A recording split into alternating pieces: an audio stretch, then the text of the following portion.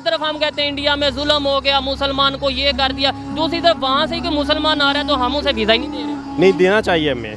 हम प्रोटोकॉल देंगे तो हमें मिलेगा ना प्रोटोकॉल। दोस्तों, शिहाब चतुर आज के समय में एक ऐसा नाम बना हुआ है जो न केवल भारत में बल्कि पाकिस्तान में भी हलचल मचा रहा है। असल में इसके पीछे की वजह इनकी पैदल हज यात्रा है। दरअसल शिहाब चतुर भारत के केरला के मल्लपुरम के एक छोटे से गांव के रहने वाले हैं, जिनका बचपन से ही एक ही सपना था कि वो बड़े होकर एक दिन पैदल हज की यात्रा जरूर करेंगे, फिर चाहे कैसी भी हालत क्यों ना हो। और इन्होंने अपने बचपन के इसी सपने को पूरा करने के लिए इसी साल जून में अपनी यात्रा को तब शुरू किया था जब सारी दुनिया कोरोना जैसी महामारी से बचकर घरों में छिप रही थी। और अब जब दिसंबर का महीना शुरू हो चुका है और 3000 किलोमीटर का सफर वो तय कर चुके हैं, तो यहाँ पर पाकिस्तान इनके रास्ते की रुकावट बन रहा है और वीजा देने से इनकार कर रहा है। तो आज की इस वीडियो में हम बात करने वाले हैं इस पूरे मसले के बारे में, और अगर आप इसके बारे में जानना चाहते हैं तो इस वीडियो को पूरा एंड तक जरूर देखें। तो चलिए वीडियो को शुरू करते हैं। दोस्तों, शिहाब चतुर की कहानी शुरू होती है जून के महीने में, पर उससे पहले तक ये एक यूट्यूबर थे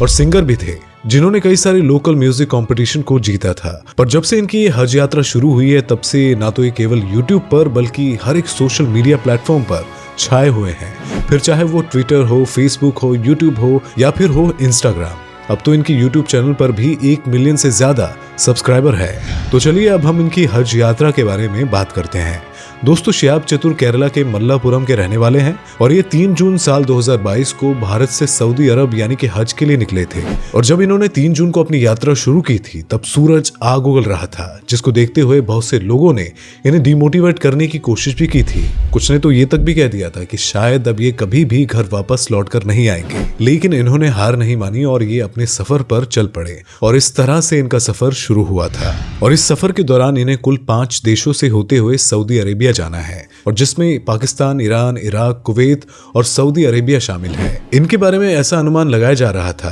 कि ये 1 साल के अंदर यानी कि फरवरी के महीने में सऊदी अरेबिया पहुंच जाएंगे। लेकिन जब सफर लंबा होता है तो मुश्किलें भी बढ़ जाती है, और इनके रास्ते में पहली मुश्किल है पाकिस्तान सरकार। क्योंकि जब इन्हें अपनी इस हज यात्रा को शुरू करना था तो इन्होंने सभी देशों में परमिशन लेने के लिए एप्लीकेशन दी थी और इस पर सभी देशों ने हामी भरी थी। लेकिन अब जब शिहाब चतुर ने अपने इस सफर को शुरू कर दिया है और अपने घर से 3000 किलोमीटर दूर यानी कि वाघा बॉर्डर पर पहुंच गए हैं, और तब पाकिस्तान इन्हें धोखा देने में तुला हुआ है और इन्हें वीजा देने से मना कर रहा है। हालांकि आपको बता दें कि ये वही पाकिस्तान है जो शिहाब चतुर को पैदल हज यात्रा करने के लिए उनके शुरुआती दौर में हौसला बढ़ा रहा था, लेकिन अब ये सिक्योरिटी इशू का बहाना लगाकर मना कर रहा है। इसके साथ ही आप जान लें कि अपने सफर को शुरू करने से पहले जब शिहाब चतुर ने बाकी सभी देशों में एप्लीकेशन डाली थी तब बाकी देश भी इसी तरह का बहाना बना रहे थे, लेकिन ये सभी इस्लामिक देश है, जिस वजह से कुछ सोच विचार के बाद उन्होंने शिहाब चतुर को अपनी कंट्री से होकर जाने के एप्लीकेशन को स्वीकार कर लिया था। आपको बता दें कि पाकिस्तान की इस हरकत से न केवल भारत की जनता गुस्से में है,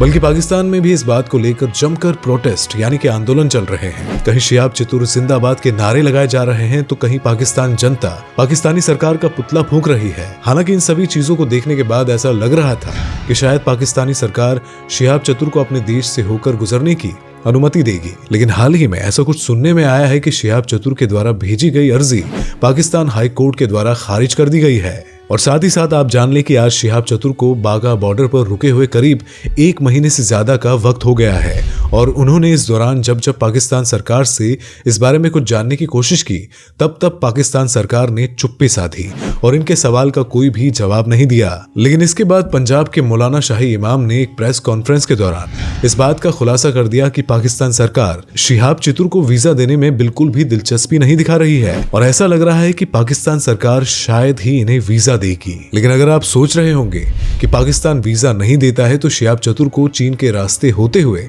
हज का सफर तय करना चाहिए, तो आपका ऐसा सोचना बिल्कुल गलत है। असल में इस बात का जिक्र शाही इमाम प्रधानमंत्री मोदी से पहले ही कर चुके हैं कि शिहाब चतुर को पाकिस्तान के बजाय चीन के रास्ते हज तक पहुंचाया जाए। पर जब प्रधानमंत्री मोदी ने इस बारे में बात करी तो विदेशी जानकारों ने इस बात की जानकारी दी कि शिहाब चतुर को चीन के रास्ते भेजना बिल्कुल भी सुरक्षित नहीं रहेगा, और इसके पीछे की वजह उन्होंने ये बताई कि चीन ना ही कोई मुस्लिम देश है और ना ही भारत का करीबी है, और साथ ही LOC यानी कि भारत और चीन का बॉर्डर के बीच लगातार तनाव बना रहता है, और इसके साथ ही चीन के द्वारा मुस्लिमों पर किए गए अत्याचारों की खबरें भी सामने आती रहती है, जिस वजह से शिहाब चतुर को चीन के रास्ते से भेजना बिल्कुल भी सेफ नहीं है। वैसे शिहाब चतुर की इस 8600 किलोमीटर की हज तक की जर्नी में कई रुकावटें आना तो तय है और इस बात को शिहाब चतुर ने स्वयं भी एक्सेप्ट किया है। लेकिन जब शिहाब चतुर से इस बारे में पूछा गया कि अभी तो केवल आपने 3000 किलोमीटर का ही सफर तय किया है और आपको इतनी बड़ी परेशानी का सामना करना पड़ गया है, तो इसके ऊपर शिहाब चतुर ने जवाब देते हुए कहा था कि अभी तो मैं अपने देश में ही हूँ और मुझे अभी तक किसी भी प्रकार की कोई परेशानी नहीं हुई है,